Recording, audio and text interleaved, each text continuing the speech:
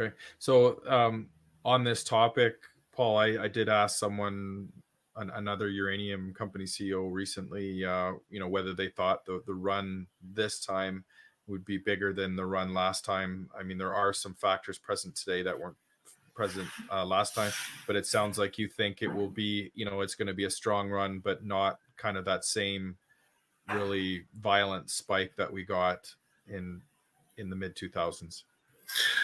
That's what I see. I think it's just the whole picture is different.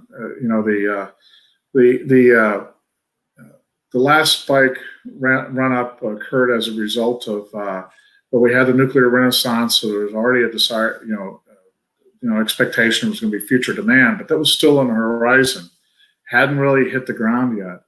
And then on top of that, you had the supply interruptions first prompted by the fire at Olympic Dam in 2003 and 2004, and then the inflows at McArthur River, and then ultimately the big one, which was the inflow at Cigar Lake. But those weren't long term; they were short term impacts.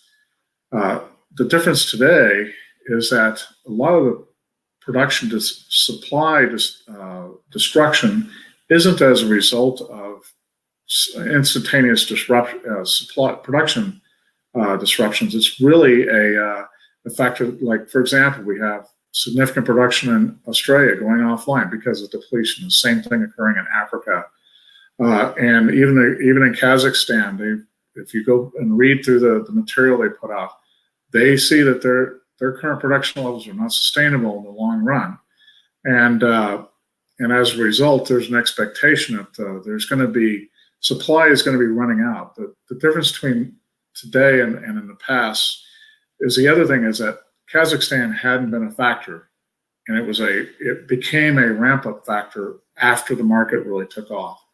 We also had a black swan event, which is the Fukushima incident that created just basically a collapse in confidence in nuclear power.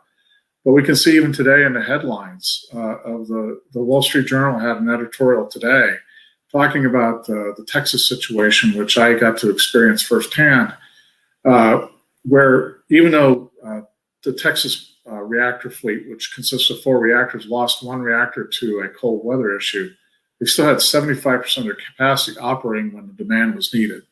And all 3 of those reactors that were remaining operating ran at 100% capacity.